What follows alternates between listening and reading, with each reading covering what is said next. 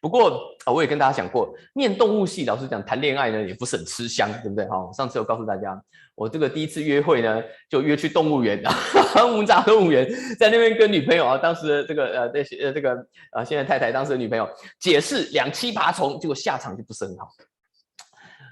我这个生物学家经过多年来的沉思反刍沉淀，我终于找到了最接近爱情的动物猜猜看是什么？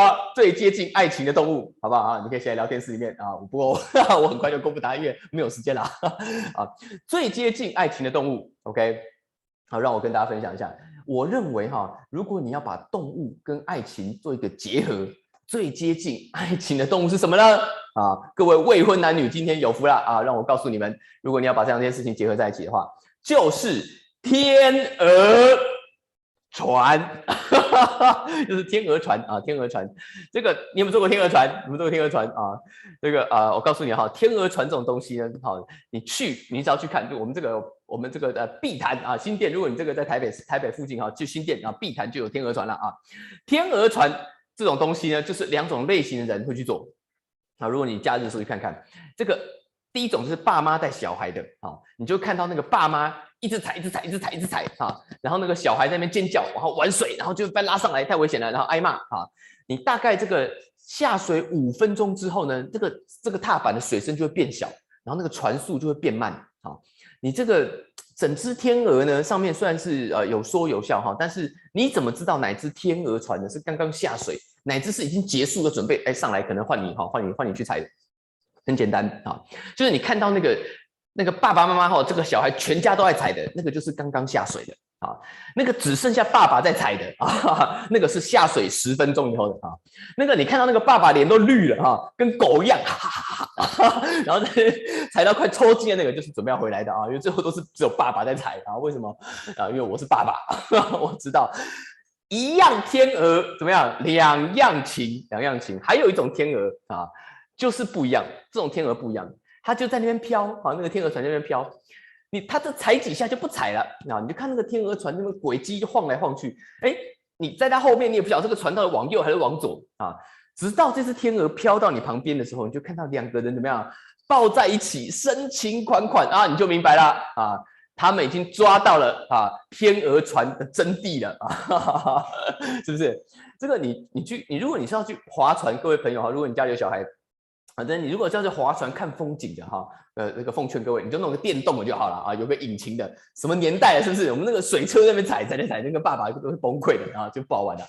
这个如果你不是去看这个，你不是这个，基本上你如果是一个爱情的天鹅，你也不会在那边踩天鹅船，对不对？你看人家两只那个天鹅，那个脖子都要麻花这样子交在一起，对不对想当年我也是当过天鹅的我这个蜜月的时候去这个泰国曼谷也跟太太那时候去做个这个水上水上市场坐那个船就观光，对不对各位在国中的时候有没有读过一篇课文人生跟这个船呢是分不开的，跟船是分不开的你要么是爱情天鹅船你要么是怎么样汪洋中的一条船，是不是这个你的人生到底是天鹅船还是汪洋中的一条船呢这个我们当然希望自己是天鹅船，对不对？不过人生难免对不对？难免会遇到汪洋。什么叫做汪洋中的天鹅船呢其实就是怎么样？就是你遇到一种焦虑这个我们比较常见这种焦虑，你觉得就是这种焦虑是你发现你觉得你人生有一件事情你非常非常的在意，你觉得这件事情你输不起，然后你这个挑战很多，对不对？但是有些事情是不一样，有些事情比较不痛不痒，有些事情是举足轻重的。当你觉得这件事情是举足轻重，你输不起，你看到那个风浪的时候你再看看你自己这个天鹅船这个连个毛都没有，是不是？你心情会怎么样？你心情就会飘你的风浪越大，你越飘。这个时候你不是因为爱情不踩在飘，不是你是很担心你会翻船的在飘。所以这是一个什么样的问题？这个问题就是我们今天面对人生一个很大的问题。你的人生如果像汪洋中的天鹅船，你就算你拼命踩，但是还是只有飘，该怎么办呢这个就是我们常常会遇到的，对不对？这个也是啊，今天希伯来书作者常常在鼓励这些人遇到的问题。我不晓得你是怎么面对的啊，但对于我一个像这样子跟随耶稣的基督徒来讲，人生遇到汪洋中的困难，当然怎么办？简单就是要找上帝嘛，对不对？毕竟面对风浪，能够跟老天抗衡的啊，只有谁呢？就只有老天他本人嘛，是不是？就说老天他本人，所以我当然是啊，冤有头债有主啊，想办法找老天，找老天哈。但问题来了，我不晓得你有没有遇过哈，我们当中应该也有些人是基督徒，对不对？你有没有遇过哈？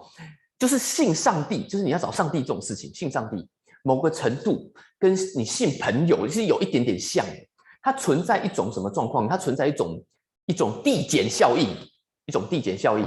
比如说这样好了，比如说你认识我嘛哈，因为你有来参加这个早上 ，Oh my God， 啊，你认识我们有互动过，有互动过。那要你相信我就稍微容易一点点，对不对？因为你至少跟这个人互动过啊。这个身为一个我身为一个资深的基督徒啊，因为我学生时代就信耶稣了。我有时候常常在想这个问题哈，在这些年的反思、反刍、沉淀哈过程当中，我常常在想哈，我觉得耶稣哈，对这个门徒，就什么彼得啊、什么约翰啊，这些跟随耶稣啊当年的这些门徒来讲，那当然容易很多啊，对不对？毕竟你们是亲眼看见耶稣，对不对？跟他互动啊。我本人也没见过耶稣本人啊，我那时候信耶稣听牧师在讲的嘛，对不对？所以对我来讲，这种感觉有点像是我人生遇到风浪的时候，有点像我高中同学哈跟我说，他大学教授跟他说了什么东西，我也是信我的同学嘛，对不对？不过我也不认识他大学教授啊，对不对？那个对我来说，他的大学教授是个陌生人，但如果今天我遇到这个事情非常的紧急跟重要，比如说我妈妈生病，那在疫情间呢，这个诊所说要赶快开刀啊，那我也不知道是不是乱讲啊。结果我那个高中同学跟我讲说，他大学的教授是这方面的医疗专家，他上课的时候有听说教授有讲过，这种病千万不能拖啊。不过你知道开刀的是我妈耶，对不对？所以我这开刀不是开玩笑啊，对不对？不能说开下去啊，搞错了啊，伯母你喝个舒跑其实就可以了，不行这样嘛，对不对？所以我大概就会请我同学这样帮我拉个 line， 对不对？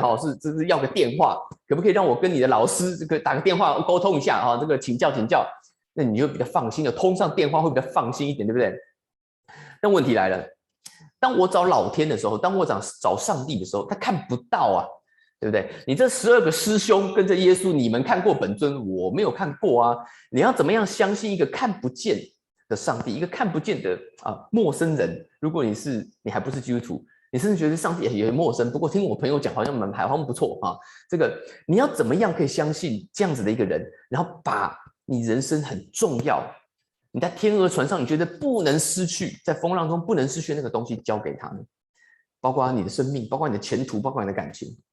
那希伯来书的这个作者面对这一群当年第1世纪跟随耶稣的人，他就开始怎么样？他讲了一个故事，老师讲希伯来书这卷书呢，非常非常的宗教性很强，所以老师讲这个不好讲，我头都烧坏了啊。这个他讲什么呢？他讲说这个当年上帝应许了亚伯拉罕这个人，然后呢告诉他说呢。我要祝福你，然后给你很多的这个福啊，或给你这个子孙，当年子孙很重要，这个人很重要。然后呢，就告诉这些人说，亚伯拉罕他忍耐等候，就得到了上帝答应他的东西。我们要介绍一下亚伯拉罕，然后这个吃螺丝。我们要介绍亚伯拉罕这位老兄是谁？亚伯拉罕在以色列的历史上是有一个非常崇高的地位的啊。我简单解释一下，他在以色列历史上的地位呢，大概是这样子。以色列这3个字其实是一个人名，那这个叫以色列的人是谁呢？这个叫以色列的人就是亚伯拉罕的孙子。所以换句话说，以色列的国父还是亚伯拉罕的孙子呢？你懂这个意思吗？懂这个意思？意思就是对以色列人来讲，这个就是你这个非常非常这个上帝是看不到的。对，这个作者说上帝也是看不到的不过呢。各位这个当年的这些朋友们，上帝你也不是最近才看不到了啊！你阿宙的阿宙的阿宙，就是你国父的爷爷啊，亚伯拉罕他本人他也没看过本尊嘛，那你干嘛提亚伯拉罕呢？这个希伯来书的作者就这样讲，他讲这个历史故事，这其实是当年的这些犹太人很熟悉的历史故事。他讲他说人呢，都是怎么样指着比自己更大的来发誓，因为我们说这件事情很重要啊。那你发的这个誓，the oath confirms what is said， 就是当你发的这个誓成真了啊，然后呢，你就怎么样？你就 puts an end to all arguments， 你就了结了各样的争论啊。也就是说，其实怎么样？其实没那么复杂，你就是你说的这些事情，最后成真了，那你很多你就不用担心了，对不对？好，所以呢，他说同样的这个道理，他为什么讲亚伯拉罕的道理呢？同样的，他讲说上帝愿意为了那些承受应许，就是他答应他的那些人，上帝答应了人一些事情，怎么样？格外的显明他的旨意是不更改的。我们看下英文写的这个概念，他写什么？他写说 God wants to make the unchanging nature， 就是他不会改变的这个特性是什么 ？Of his purpose very clear to 那些人。他的意思就是说，上帝答应人的这些事情，他要让人非常非常的清楚知道，他的目的是要你得到他答应你的东西。他说，连上帝为了这件事情，他都发誓啊！上帝怎么发誓？因为老天也没办法指着老天发誓，对不对？所以老天为了证明啊，他就他说的是真，他也指着老天，指着他自己说：“我说的是真的，你要相信我。”好，其实呢，我们要讲回来，在人生的里面，你看得见、看不见，你摸得到、摸不到，老实讲，并不是你信不信赖的症结点。你能不能信任的症结点是什么？是他有没有信用记录？我们一天到晚，老实讲，你都在信任陌生人，我们也过得很好啊，对不对？我们当中有很多人，你一天到晚都希望陌生人相信你，真的，我货真价实，我童叟无欺啊，对不对？这个你有没有网购过啊？你有没有看直播买东西啊？你怎么知道那个直播主在那边卖套 Q 啊，卖冷冻虾子，他有没有骗你啊？你开心下单+1+1啊，你怎么知道这个是真的假的？对不对？很简单，信用记录就这4个字，对不对？你越重要的东西，越贵的东西，你就会怎么样？你就会看那个评价，你就看有多少人买过，对不对？你为什么这么相信你的公司每个月把你的薪水汇到银行里面去？但这个银行它不会吞了你毕生的积蓄呢？很简单，也是这4个字，信用记录。这4个字，信用记录。在你人生困难的时候，当你面对你在寻找的上帝，你真正要问的是，他是不是一个有信用记录的上帝？希伯来书的作者他写到这边，他写的这句话，他说：“我们有这个指望，这个 hope， 好像一个船的锚一样，是在像灵魂的船的锚，让我们又坚固又牢靠。”让我们可以不会晃。他讲说，上帝答应了亚伯拉罕这些你们的祖先，他答应了耶稣基督，他都说到做到了。上帝这个从古到今他说到做到的事情，是他的代名词，他是信实、信任 ，faith 就是信实的这个字 ，trust 这个字，它是这个字的代名词。当你在困难当中，好像快失去信心的时候，你没有一定要看到耶稣本人或上帝他本人站在你面前。我们需要听到的是那些的评价，那些的信用记录。你需要看到有的人告诉你，他买这个东西，他是拿到货的，对吧？信赖是群体性的，信赖是群体性的。在你的世界里，如果只有你跟那个陌生人，在你的世界里，如果你是个基督徒，如果只有你跟上帝没别人了，你很难在风暴中信得过去的。为什么？因为毕竟有时候连你自己都不相信你自己嘛，对不对？这就是为什么对这些认识耶稣的人，当年希伯来书的作者会把这个跟这些门徒，他要把这些事写下来，因为这些作者在写他们的信用记录，在写他们遇见上帝的故事，把这些故事告诉今天的你，告诉今天的我，你身边的朋友遇见上帝的故事，把这些信任的记录告诉你，告诉我。当我们看到这些故事，我们会有那个把握。那是你灵魂的锚，所以你下单完，你就会去睡了。货还没有到，但是怎么样？但是它会到，所以你祷告完，你就可以去睡了。事情还没有解决，但是它会解决。今天送给大家这句话，好吗？对上帝信用记录的把握，是你灵魂的锚，所以你祷告完，你可以安心的去睡。货还没有到，但它会到的。OK， 如果你今天觉得自己这艘船，这艘天鹅船快要顶不住风浪了，那也许你需要的是找到这个灵魂的锚。除了祷告上帝以外，你需要听见这些的故事，有写在圣经里面的，也有在你身边的朋友，你可以问问他，请他为你祷告。今天早上我也要跟大家一起来祷告，有没有人需要祷告？如果你愿意祷告，你也可以举手，我们一起来祷告。今天早上我们要一起在我们的祷告里面遇见这位美好的主。那台湾软树，我们轮流祷告。亲爱的天父，我感谢你，今天早上我把我自己交在你的手中。主，祷告我们的故事，我们听见这些写在圣经里面的故事会鼓励我们，让我们可以信得过，让我们可以在风浪中安稳的走下去。谢谢主。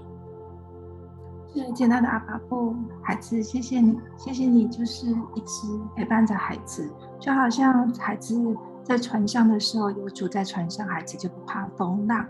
主啊，孩子向你祷告，主啊，让孩子今天是可以发现周遭的人谁需要这样子的一个安定，这样子的一个他们身上，真的是可以借由一首诗歌来安定他们的心。谢谢主赐给我们这样美好的恩典如果你愿意跟我做一个保护的祷告好吗？我们一天用自己祷告把自己保护起来。我念一句，你们念一句。我束上真理的腰带，耶稣是我的真理。我束上真理的腰带，耶稣是我的真理。我戴上公义的护心镜，耶稣是我的公义。